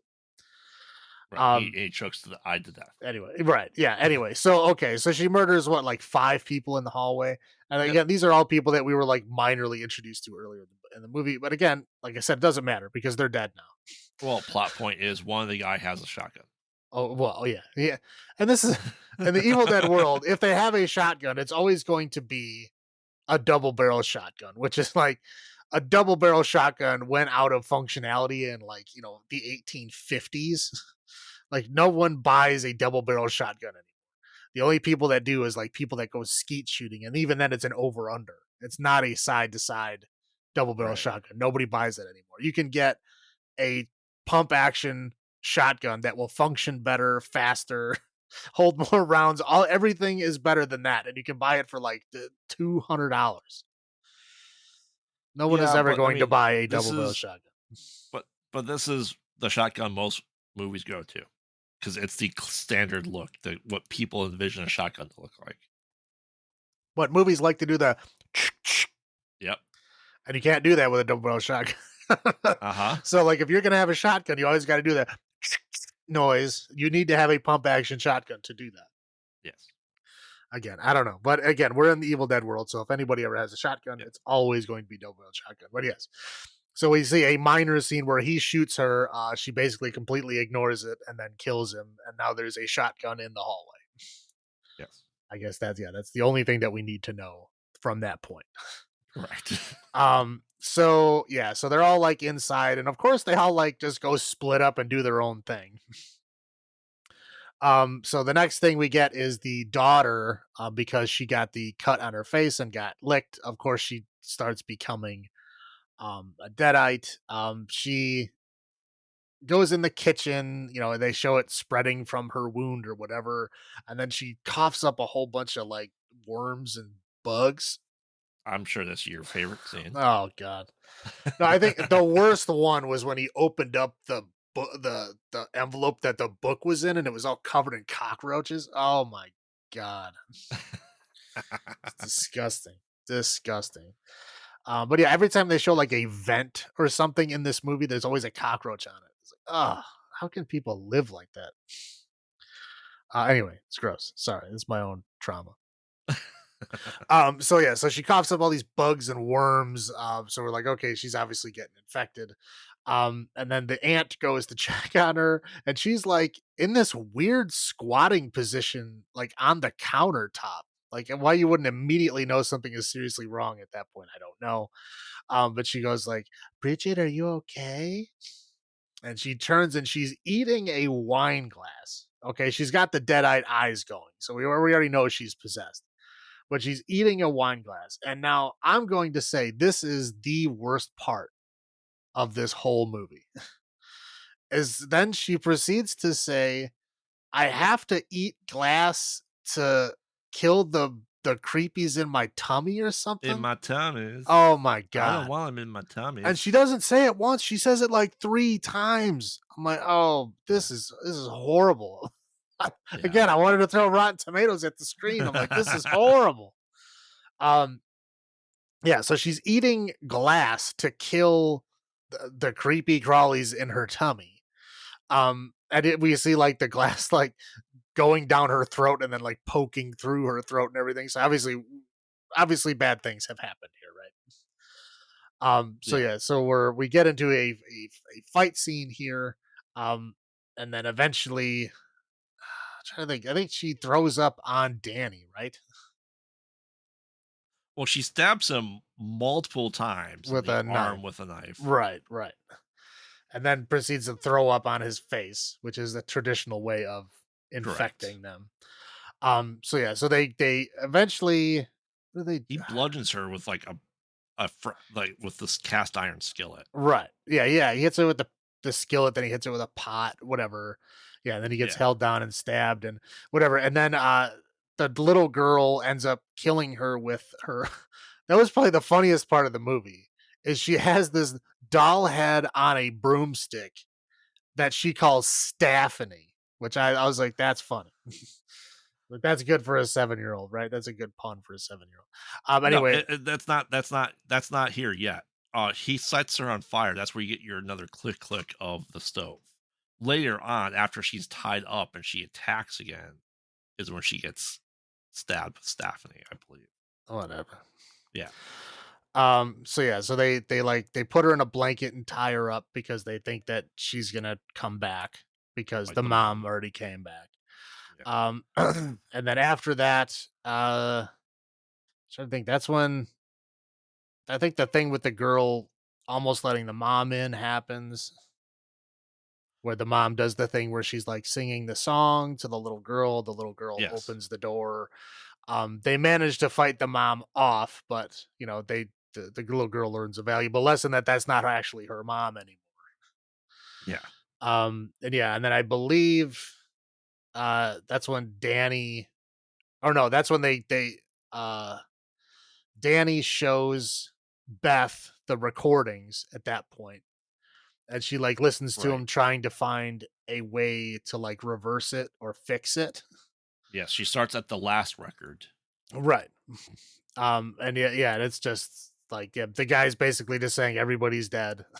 There's no way to stop it. The only way to stop it is the only thing he hasn't tried is complete dismemberment. Dismemberment. Yep. And that's it. He says that's the only thing you can do. There's no way to reverse it. It's just Yes, it's when she's listening to that. That's when the sis Bridget gets back up because it's right. just the kids by themselves. Well, the Bridget comes back and then the mom also gets in because she actually finds The vent. that the cat was in the vent, so she knows that the vent is traversable. So she goes in there. So then there's like a showdown between Beth and Ellie, and then there's also a showdown between Danny and Bridget. Yeah. So they're fighting each other. And then Danny ends up getting infected as well. So then now there's mom, Bridget and Danny are all deadites now. And so then Beth grabs Cassie and she like escapes. She manages to get out in the hallway because now she's not out there anymore. And they she gets in the elevator and the power comes back on enough for her to hit the down arrow. And then they're going down, and then the elevator completely just fills with blood. And Yes. there's a long scene of them just like sitting in there watching the blood rising up and stuff. Like from all these different angles and stuff, they keep showing it over and over and over again. And then while that's happening, I believe the Bridget and Danny are like reaching into and like tearing pieces out of the mom. But we don't Yeah. see I mean, why at this we point. see yeah, but we see everyone coming in the hallway back to life as a deadite, and this is where we get Dead by Dawn, Yeah, right? whatever. We have to throw that in there. We But don't have yes, to.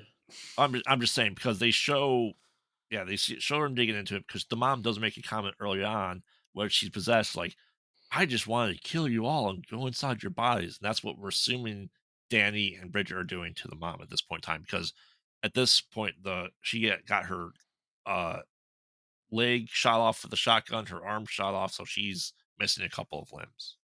Right. The mom is, yeah. Right. So as the elevator is filling up with blood, apparently it reaches its weight limit.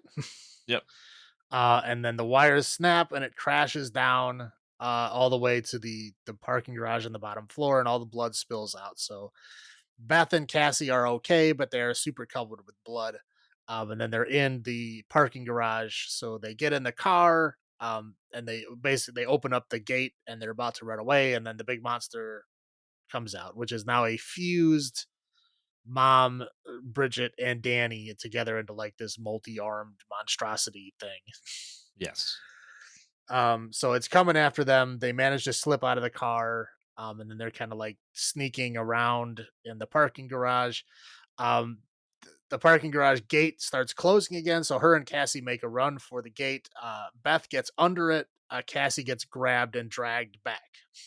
yep, So Beth then, is freaking out trying to get in. Of course, she doesn't have the clicker, so she does kind of beats down I guess, the grating on the side of the gate. yeah, She ends up getting back in, and Cassie has been brought to uh, what is, tree surgery, which, a tree yeah, surgery truck, and she's in the back of this tree surgery truck that has a chainsaw in it. yep, And she gets dragged back in there.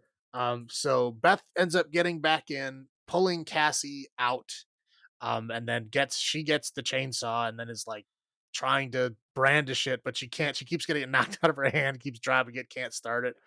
So she doesn't yeah, actually do anything there. And then as they're struggling and fighting, they turn on the wood chipper, which is apparently the trailer on the tree surgery truck. She's trying to shove, or the mom monstrosity is trying to shove Beth into this thing, which she's not successful in. Cassie ends up shutting it off before she can get her in there. So she goes back to Cassie to try to get her again. And then Beth gets the shotgun that she did bring down with her, but she hasn't really used until this point. And then shoots the mom, I guess, in her multi butt. not all while saying, "Come get some." Oh, yeah. Well, no, she says that after she shoots her the first time. Oh, yeah, She shoots her once in the butt, and then she turns around, and then she says, "Come get some," and then proceeds to just fall down. yep, And then, yeah, she falls down, doesn't shoot, doesn't do anything. So then Cassie turns the chipper back on, and then they manage to both kind of wrangle her into the chipper. Um, we see the son get pulled in, we see the daughter get pulled in, and we see the mom gets pulled in all the way except for like her head, and she's still like talking to her. And then she like takes the chainsaw and like stabs her in the head, yes, and then finally pushes her, and she gets all like, pulpified. yeah, pulpified, just super dismembered. And so then they like survive, and then that's it. Well, that's it for that whole thing. And then finally we see the girl who was the sick, you know, girlfriend friend from the very beginning of the movie lived in the same building, just on a different floor. Yep, And they show her going out to her car in the morning, like getting ready for her lake trip. And she goes into the garage, and I thought for sure she was just going to drive away without noticing all the fucking blood and shit everywhere.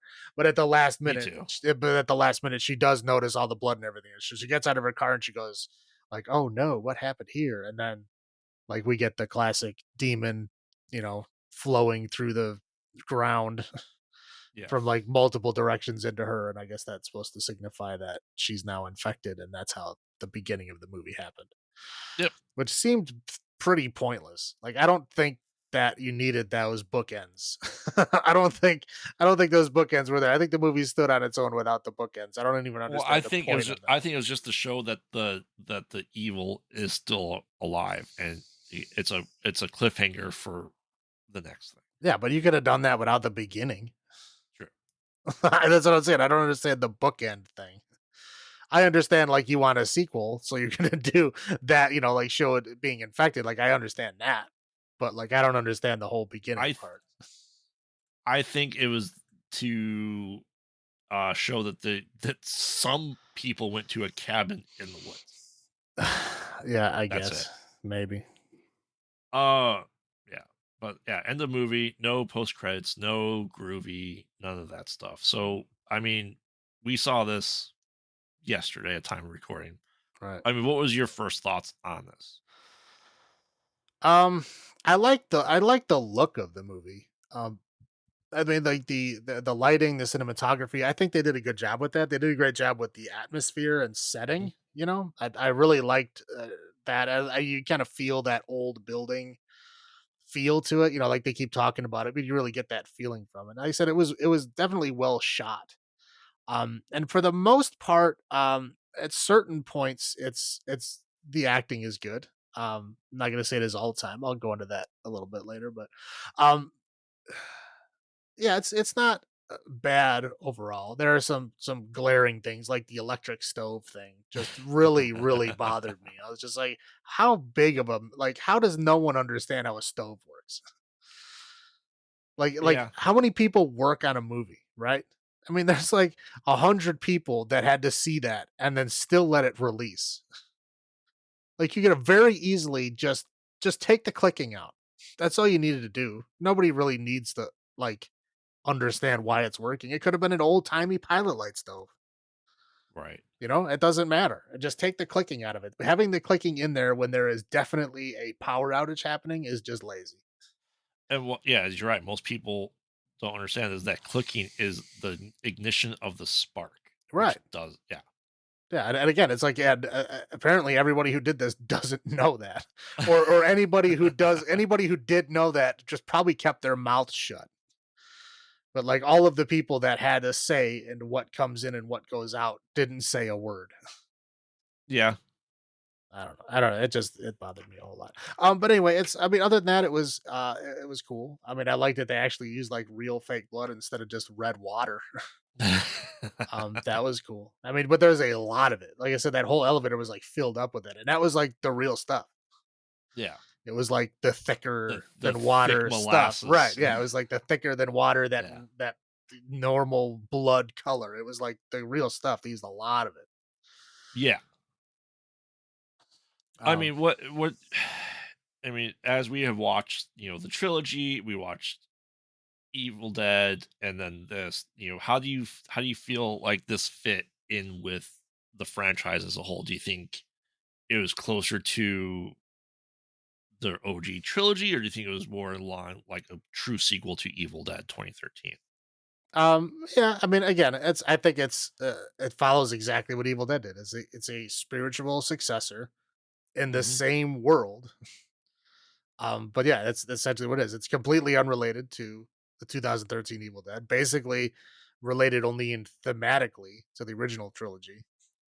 Again, it's a spiritual successor in the same world. So I guess it Yeah. would be definitely be I mean, closer to Evil Dead 2013 than the original. the look of the Deadites is exactly the same, I feel. Right.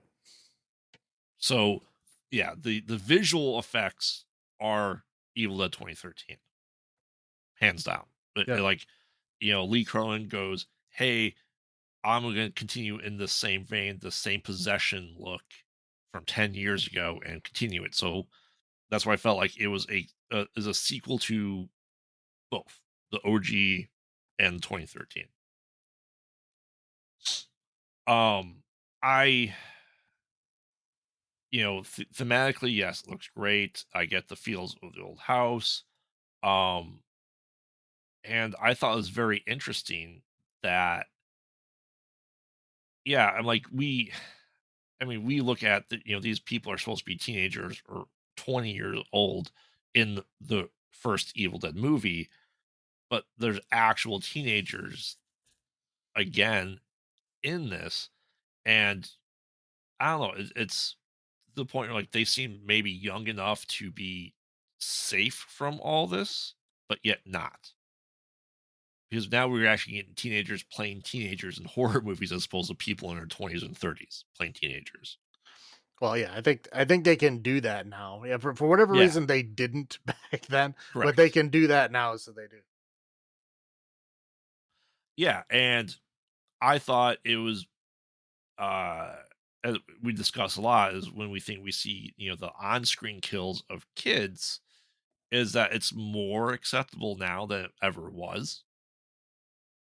And I thought is pretty, uh, I wouldn't say ballsy, but pretty good of them to actually do that. Like, now we're at the point where teenagers are able to, like, play Deadites and stuff like that, as opposed to, whatever rules and regulations that are in place for younger actors. Um, Well, yeah, the rules loosen up. Again, over time, of course they do because people get desensitized to it. So, like, right. when this stuff was still new and fresh in the 70s and 80s, yeah, there's going to be a lot of things that, oh, you can't do that. That's too far. But Yeah. eventually, people get so desensitized that, like, baby step, baby step, baby step, and you get there within the few years, right? So that's like from the Yeah. 70s and 80s until now. Yeah, we've gotten to the point now where you can kill a kid. You can kill a Yep. kid brutally, and it's On okay, screen. right? On And screen. it's okay because again, it's baby steps to get here. But now that we're here now, everybody expects this kind of stuff from a horror movie, right? Like if you watch a horror movie and it doesn't have gory stuff, with kids getting their arms ripped off and shit, it's like you feel like you're missing out. Like this isn't a Right. horror movie. This is a kids movie. Yeah. And I thought this was a decent entry into the franchise, that this may be trying to reignite the spark of the universe. And I thought it was a very solid entry because of it. Um, well, I prefer it to be a little bit closer to the OG, a little bit, but it did feel like a successor to both in its own right. Well, like I said, I mean, after the first movie, it's basically just a vehicle for Bruce Campbell to ham it up on screen. Oh, So in absolutely. order for them to keep it going, they would have to find someone to ham it up like Bruce Campbell did. But again, it only worked because of that time period that he was in. If he does it now, people are going to like it. It's going to come off as heavy-handed and schlocky, and people aren't going to like it. I mean, I think it worked fairly well with the TV show Well, because it's him. but yeah, because it was him again. Yeah, it's there's enough fans Yes. of the franchise that it's going to be for a cable show. Sure, they're going to have enough to have a few seasons. Yeah. Yeah. Yeah. I don't think, if it wasn't him, the schlockiness is gonna be really hard to do. Well, that's what I'm saying. But in order for Yeah. them to maintain, continuity with the OG trilogy, that's what they would have to do. I mean, because Yeah. regardless of all the other shit that's happening in those movies, it again is just a vehicle for Bruce Campbell to show off his Three Stooges slapstick comedy in a horror setting. I mean, that's essentially what they are, right? Yeah. Evil Dead 2 is done well. I don't really think it was done that well in Army of Darkness. Again, I think they went way too heavy with this Three Stooges gags, and it just tiring. Right. But again, Evil Dead 2 is that's the peak of it, right? That like it was fantastic. That movie was great. Yeah. But I think, yeah, any more than that, you're pushing it. And again, I think Army of Darkness Right. was pushing it. And if you go even further now, I don't think, well, I wouldn't like it. I'm sure fans of the franchise would eat it no matter what it is. But Oh, of course. I mean, I would, but, you know, I'm I don't I don't know, I think it takes the schlockiness takes a special type of fan to enjoy it, the cheesiness of it all. I like it Uh, when it's done well. It's just, right. again, it gets to the point where they just throw whatever dumbass schlocky shit they feel like at you. And I think people that are into the franchise eat it up no matter if it's good or bad. You can't tell what's good or bad because the fans are always going to say it's great. Yeah. And I think that's the problem with the show. I mean, if you want to talk about the show, that's the problem with the show is it got more and more stupid as time went along, but everybody kept saying how great it was. And it really wasn't. It started out good. I'm not going to say it didn't start out well. It started out well, but as it went along, it got dumber and dumber, and the jokes got stupider and stupider. And everybody's like, "Oh, I still love it. It's the same schlocky nonsense that I always loved." And again, like, but you lost a lot of people. You lost enough people where the show couldn't keep going anymore. Correct. Yeah, and I think that's what happened is they kept pushing that line so far that it just got to the point where people that aren't super fans that will like anything none of those, no one outside of that circle is watching it anymore. Therefore, it can't sustain itself. Right. Now, do you feel like if this is the next jumping point for the universe, this was a good entry for it, better than 2013? Yeah, I mean, I think both of them are, as stories told in the same universe. I think they're still good. I mean, they're not bad. Again, it was just there's bad parts to them. Right. Can this formula be done well? Absolutely. I think this one was done better than the 2013 one was. But again, we're not talking about much. But again, is like if the franchise keeps going in this direction, yeah, it's fine. You don't need Bruce Campbell to keep going as a franchise, as we've seen with Correct. most other franchise. They don't really have returning characters. Right. And I would as we go along these franchises that we always say that eventually there is a return to form, right? It usually takes the original people to have it return to form, or you get crap that we haven't discussed, like the 2010 Nightmare on Elm Street, right? And um that just the problematic. And I think this is back to what Evil Dead should be. The pure terror, the pure horror as much as we possibly can get. We don't need the jokiness. We don't need the schlockiness of it. And this movie especially proves that it works really well outside of the cabin, outside of continuity, potentially with the original trilogy or with Ash, and that there's great potential for further direction of this. And I Oh, hope it's the spark. yeah, that's. I mean, that's definitely. I would hope it does. I think Evil Dead is much better without the camp. I mean, yeah, I mean, I don't really like it. I think again, Evil Dead 2 was great. It had just the right level of camp compared to the horror elements of it, right? It was fun. There was a lot of Yeah. interesting things happening. And again, that formula was off in the other movies. I mean, it was just, and again, most of the other movies that are try to push that same envelope, that's what they do. They just try to ham it up, thinking that they're Mhm. going to get people that are, like again, not necessarily even movies that Bruce Campbell is in, but the kind of people that are Bruce Campbell fans. A lot of people make movies for that fan base, Yes. and all of those movies are just like fan service. They just throw in stupid things in there because they're like, oh, people love this because they love X, right? Like, oh, you love Yeah. Evil Dead, so you'll like this guy that says groovy, even though he's not Bruce Campbell, but he says it. So everybody's like, oh, he said the thing. This is my new Right. favorite movie. Yeah. Because people are dumb and they like things simply because they are told to like them. Right. And as we've discussed in the past, and really 2022 and 2023 for franchises continuations are really going in the right direction, except maybe Halloween Kills or Halloween Ends. um Well, it's end. It but ended though. It's over. yeah, I know, That's a I know. good thing. Yeah. But I don't know what you would have thought of my thoughts of these, because I have issues sometimes with people tainting the franchise, right? As we discussed Rob Zombie and stuff like that. But for me being obviously very obsessed with the OG trilogy, um, and I think it's good that for someone like me, being the one of the biggest fanboys, to really enjoy not being part of that. You know what I mean? It doesn't bother me because I like the franchise obviously a lot, and I'm excited for this franchise going forward, even without Ash. Yeah, that's great. I think it's better because Ash isn't a part of it. Right, Yeah. Yeah, I mean, he right, had the and show. I mean, it's it's not like it he didn't get like all that screen right. time. I mean, he got tons of it. So, Yeah. And I think this is just that this is we'll just roll into the highlights, right? This is a step in the right direction for this franchise, showing that it can continue without all these things here. Is it fun to have little Easter eggs here and there? Of course it is, right?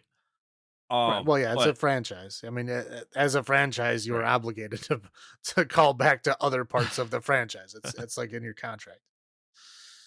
right. But I mean, it's we show that we can do this, and without the the icon, the face of the franchise, which is really hard to do, which I don't think Alien did well enough without Ripley. Um, but I think Hellraiser 2022 did fantastic without Doug Bradley, and it shows that people are understanding the material and understand enough of the franchise to take the love and care for it without the originals, and that's why I think Nightmare on Elm Street 2010 failed because we wanted Robert England, and it could have been good, but it wasn't. And I think it's going to take another something like this to reinvigorate the Nightmare on Elm Street franchise, to reinvigorate the Friday the 13th franchise without the original people part of it. And that's the biggest highlight for me of this movie is that that this movie was able to do that, to step out of the shadow of Sam Raimi and Bruce Campbell and make it their own and make it great.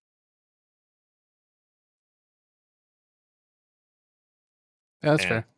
and that's what gives me hope for this franchise is I'm okay with franchises without the original people. If we talked Star Wars, the sequel trilogy, I've been okay with other people being in it other than the original stars. I would have preferred it that way. And like I said, I didn't know if I was going to enjoy these movies without it being tied to it, but I find myself being a fan of horror that it's still great to me without that there. So I'm ecstatic to see where this franchise continues. Um, and highlights is for the most part the effects were pretty good. Um, I don't feel like it was lacking in gore. I mean, was the cheese grater scene as good as what they portrayed it and everyone thought it was going to be? Yeah, the cheese grater scene was just one great, and that was it. And it didn't seem that bad. I mean, it probably wouldn't have felt good, No, but but I mean, I feel like I'll just roll it and we'll get into your highlights and low points. Overall, like the gore factor, there's more body horror in Evil Dead 2013 than there was in this one. You know what I mean? There's like I feel like less bodily damage done in Evil Dead Rise than 2013 Evil Dead. um, I mean, I don't know. People got eaten by a wood chipper. I mean, a kid got his arms ripped off. Yeah, Like, a dude got his eye bitten out of his head. I mean, there was plenty of stuff that happened. but for some reason to me it didn't feel as visceral. I don't know. I don't know. I mean, what are your highlights and low points? I mean, I know the Um, low point is going to be the vomiting of bugs and worms and stuff, but well, yeah, we'll get there. yeah. No, I'd say the highs. Like I said, I like the blood quality. Hmm. Just because so many of the other, the original trilogy was just lousy with one blood, like you know, being any more than red water or green water. It was most of the time it was that. I mean, the blood continuity. So Hmm. like people would get soaked with blood in one scene, and then literally a camera cut and they're dry. I mean, it was the constant in the original trilogy, and it was this is what I Yes. thought did a really good job with not only the blood quality but the blood continuity also was very good. And then I would say the acting overall, the acting was pretty good in this. The funny part is that once they become like deadites, their acting ability tanks. Oh, especially Bridget. Right. I mean, it was like she was solid as Hmm. as Bridget, as the older sister. Like, she was solid all around. I thought she was great. And then she becomes the Deadite, and it was just like, sound the foghorn. It was terrible. It was horrible.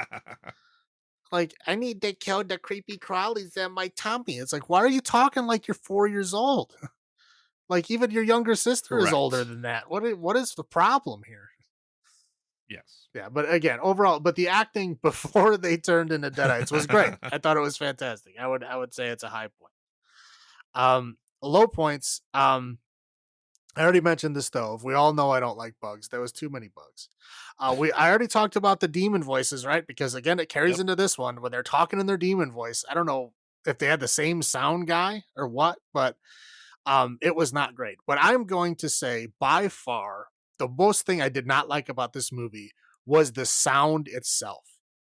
It was so unnecessarily loud and screeching and squealing, and it kept going during like normally you're supposed to have the sound to like, amplify your nervousness, right? To kind of Hmm. put you in that situation, build that tension. And it was nothing but like loud scraping, squealing, horrible, and like people are trying to talk over it and you can't even hear them. It's so loud. It is literally drowning out all the other sound effects, all the other words that are spoken. It's so freaking loud. I don't know who thought this was a great idea. And it started off with like when the Evil Dead Rise came up behind that girl when she was floating above the lake. It was so it was Yeah. so loud. I mean, like Yeah. it shut. I mean, one thing that was good is it shut everyone in the theater up because there was no way your brain could Yes. contemplate anything other than that noise at that time. But they do that throughout the movie, and it's like they try to use it as a jump scare sometimes, even when things aren't happening on the screen. They just this squelching noise just comes in, and it just like scrambles your brain because it's so friggin' loud. I mean, it wasn't just the theater we were in. I mean, obviously, I've dealt with loud movies in the past. It's just the way it's not music, it's not tension building, it's just noise. It's just loud, like annoying noise. And they kept using that over and over and over again. And it really, really bothered me. It really put me off. I was like dreading every encounter when it before it was gonna happen. He goes, like, here comes that fucking noise again. Yeah, I mean, as we've discussed, stuff with like Halloween, that sometimes silence is more effective than noise. You don't have to have noise continuing going the entire movie. Silence is just as effective, if sometimes not more effective. Right. Yeah. I mean, and I'm not asking for silence. Yeah, you want to put music or tension building sounds in your movie. That's fine, but it Mhm. does not need to be as eardrum shattering as it is in this movie. It is ridiculous. Like seriously, I don't even know. It would be one of those movies that if you're watching it at home, when the people are talking, you're like, what are they saying? And so you like turn the volume up to hear what the people are saying. And then the next encounter is going to hit that, wah, that huge, horrible sound is going to come in and it's going to wake up all your freaking neighbors. Your dog's going to start barking, like glasses in your kitchen are going to start shattering because it's so fucking stupid loud. Like, why? Why do you need to do this?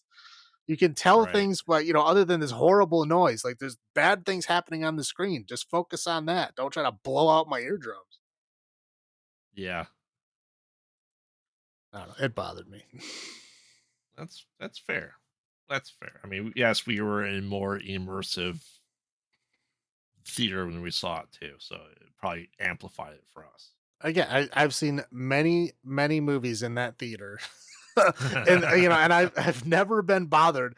Sometimes I'm like, wow, that's loud, but it's like just because I'm in there. No, this one, it Right. was like this is intentionally trying to like scramble my brain with this noise. Yeah, I can see that. I can see that. Any other highlights, low points for you though? No, that's it. Okay. We'll start with you on this one. How many Necronomicons out of 10 would you give this movie? I will give this one 6 Necronomicons out of 10. So slightly better than 2013 Evil Dead. Correct. I mean, it's definitely better. I completely feel that, and I probably will watch this one. I mean, the wife needs to see it at some point when it comes out on digital. I'll have her watch it as well. But no, it made me hopeful for the franchise again as a whole. Um, I'm probably going just on the one we watch. I'm probably going to 8.5. Um, it's better than Army of Darkness. Yeah. Um, Well, for different reasons. yes, for different reasons. But it will probably it's probably good enough for me to then continue on the rewatches to watch 1 through 3, dread watching, not dread watching, but you know watch Evil Dead 2013 to get to this as a franchise rewatch. So it's definitely making my list of rewatches, and I'm sure there's gonna be more stuff that I didn't necessarily catch in the theater with Easter eggs. So I caught a lot of Easter eggs, and I thought I was able to see, just because, like I said, such a huge fanboy of the franchise. But no, like I said, excited for the next jumping point and where this series goes. I'm there for it. All right. Anything else to add to this episode before we go ahead and wrap this up? Nope. All right. Well, in that case, forget spaghetti westerns. Let's get more spaghetti horror movies. Right?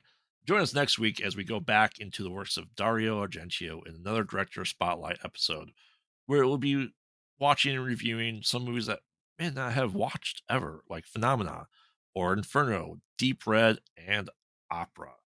I'm excited because I was generally surprised by our first spotlight of Dario Argento with movies we watched. How about you? Yeah, no, yeah, it's yeah, it's been a while coming, but yeah, it's I'm looking forward to it.